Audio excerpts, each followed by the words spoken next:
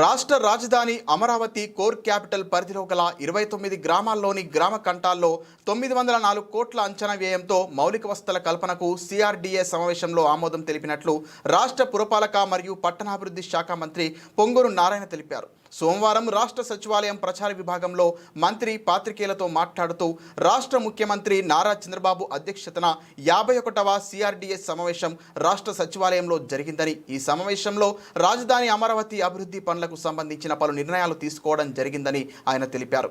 Amaravati core capital పరిధిలో గల గ్రామ కంటాల్లో త్రాగునీటి సరఫరా విషయంలో ఉన్న 30% గ్యాప్ను పూరించేందుకు 64.35 కోట్లు, మురుగునీటి శుద్ధపరిచి బయటకు పంపే విషయంలో ఉన్న 100% గ్యాప్ను పూరించేందుకు 110.72 కోట్లు, 40% మేర ఉన్న రహదారుల గ్యాప్ను పూరించేందుకు 339.04 కోట్లు, వీధి దీపాల విషయంలో ఉన్న 10% గ్యాప్ను పూరించేందుకు 12.25 కోట్లు మరియు మిగిలిన సొమ్మును 7 సంవత్సరాల పాటు ఆపరేషన్ మరియు నిర్వహణ ట్యాక్స్ చెల్లింపుకు వెచ్చించనున్నట్లు మంత్రి తెలిపారు.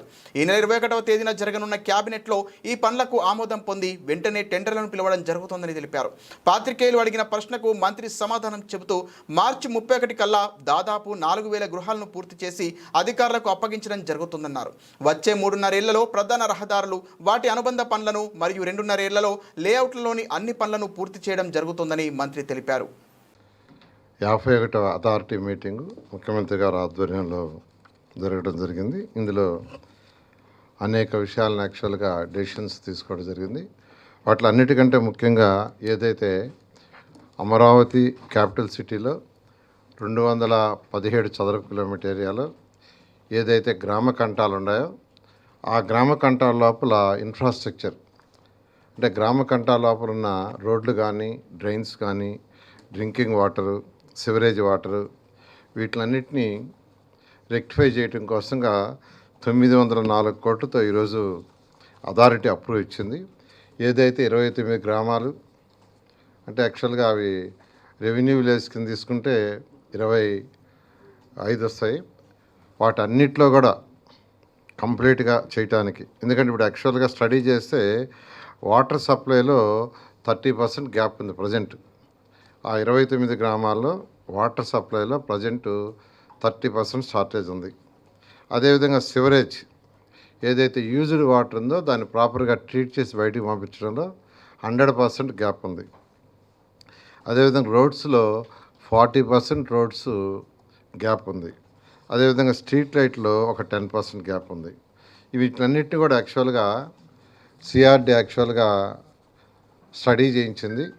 స్టడీ చేసి ఎస్టిమేషన్స్ కూడా చేసింది. ఇవన్నీ చేసిన తర్వాత ఈరోజు దాని మీద యాక్చువల్గా టెండర్లు పిలిచే స్టేజ్కి వచ్చి వాళ్ళ అథారిటీ ముందు పెట్టడం.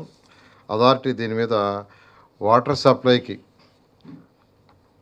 ఈ యొక్క క్యాపిటల్ సిటీలో ఉండే గ్రామ కంటాలు ఏదైతే విలేజెస్ ఉన్నాయో విలేజెస్లో వాటర్ సప్లైకి 64.35 కోట్లు, సివరేజ్ అంటే యూజ్డ్ వాటర్ని ట్రీట్ చేసి బయటికి పంపించడానికి 110.72 కోట్లు, అదేవిధంగా రోడ్స్కి 339.04 క్రోర్స్, స్ట్రీట్ లైట్స్కి 12.25 కోట్లు, తర్వాత మిగిలింది మెయింటెనెన్స్, ఆపరేషన్ మెయింటెనెన్స్ 7 years అంటే వాటన్నిటిని ఎవరైతే కాంట్రాక్ట్లు చేస్తారో 7 సంవత్సరాలు మెయింటైన్ చేసేదానికి ట్యాక్సెస్కి మొత్తం కలిసి 904 కోట్ల రూపాయలతో ఈరోజు